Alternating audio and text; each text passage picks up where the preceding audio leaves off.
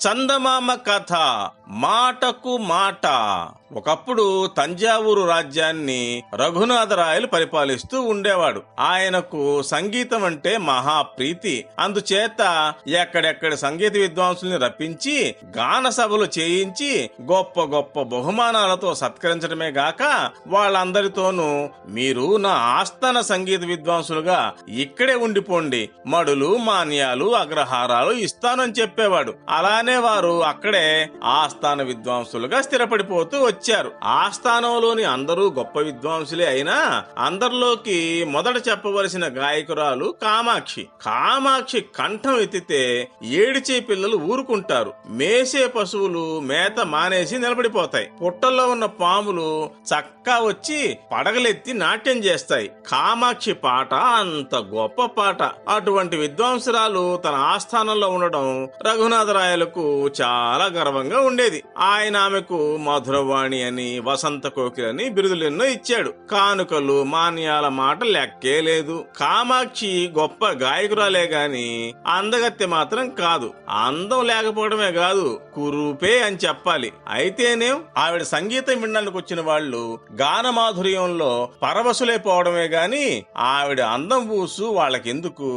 ఇలా ఉండగా ఒకసారి రాయలవారి మిత్రుడైన హైదరాబాద్ నవాబు సపరివారంగా చూడవస్తున్నట్టు కబురు వచ్చింది. రాయలవారు బ్రహ్మానంద భరితులైపోయారు. అపురూపములైన వినోదాలు అవి జరిపించడానికి ఏర్పాటు చేశారు. నగరము రాజసభ అద్భుతంగా అలంకరించబడినాయి. నవాబు నగర ముఖద్వారానికి వేయించేయడంతోనే రాయలవారు సపరివారంగా ఎదురు వెళ్లి స్వాగతం ఇచ్చి తీసుకొచ్చారు. ఈ సందర్భంలో జరిగిన పాట కచేరీలో కామాక్షి మహాజోరుగా పాడేసింది. అచ్చా అచ్చా అంటూ నవాబు మరీ మెచ్చుకొని స్వయంగా లేచి వెళ్లి తన మెడలోని ముత్యాల హారాన్ని తీసి కామాక్షికి బహుకరించాడు. నవాబు గారికి ఎడంకాలు కొంచెం సొట్ట కావడం చేత ఆయన సభలో కుంటుతూ నడవలసి వచ్చింది. ఇది గమనించిన సభ్యులంతా ఇంత గొప్ప నవాబుకి ఈ కాలికుంటి ఏమిటో పాపం అని లోపల సానుభూతి కనబరిచారు. అయితే ఆ సానుభూతి అంతా మరుక్షణంలోనే మారిపోయింది. తప్పంతా నవాబుదే.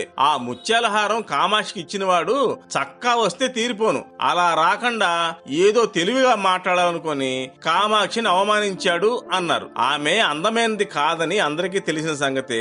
నవాబు ఆమెకు దగ్గరగా వెళ్లేటప్పటికీ కామాక్షి కురూపితనం స్పష్టంగా కనబడింది. నవాబు నవ్వుతూ, కామాక్షి, మీ సరస్వతి గుడ్డిది అని చలోక్తి విసిరాడు. ఏం ప్రభు, సరస్వతీదేవి గుడ్డిదని సెలవిస్తున్నారేమిటి అనంది కామాక్షి. అందుకు నవాబు, ఏమిటా, సరస్వతీదేవి గుడ్డిది కాకపోతే నీలాంటి కురూపిని ఎలా ఆశ్రయిస్తుంది?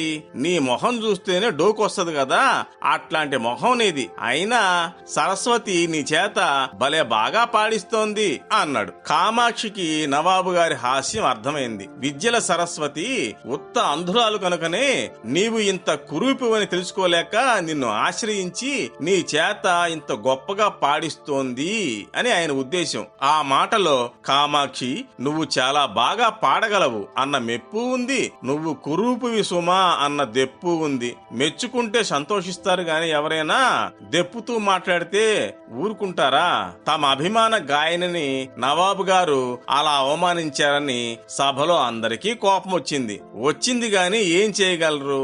మరొకడో కాదు కదా హైదరాబాద్ నవాబైరి. కోట్ల కొలది కాసులు ఖజానాలో మూలుగుతున్న ప్రభు. అందుచేత కోపమంతా దిగమింగుకున్నారు ఎవళ్ళ మటుకు వాళ్ళు. కానీ కామాక్షి మాత్రం ఊరుకోలేదు. కుక్క కాటుకు చెప్పు దెబ్బలాగా నవాబుకు సమాధానం చెప్పింది. అందమంటే లేదు గాని గడుసుదనము తెలివితేటలు ఏమంత తక్కువ కాదు కామాక్షికి. ప్రభు, ఒక్క సరస్వతీదేవి మాత్రమే గుడ్డిది కాదు, ఆవిడ అత్తగారైన లక్ష్మీదేవి కూడా గుడ్డిదే అన్నది. ఏమిటి, లక్ష్మీదేవి కూడా గుడ్డిదా అని ఉగ్రుడయ్యాడు నవాబు. చిత్తం ప్రభు, లక్ష్మీదేవి గుడ్డిది కాకపోతే తమ వంటి కుంటివారిని ఆశ్రయించి ఇంత గొప్ప ఐశ్వర్యం ఇవ్వటమేంటి? గుడ్డిది గనుకనే ప్రభువుల కుంటికాలు ఆమె గమనించలేకపోయింది అన్నది నిర్భయంగా. ఈ ఎత్తి పొడుపుకి నవాబుకు ఎక్కడలేని రోషం వచ్చింది. అయితే తప్పంతా తనదే గనక నోరెత్తలేకపోయాడు.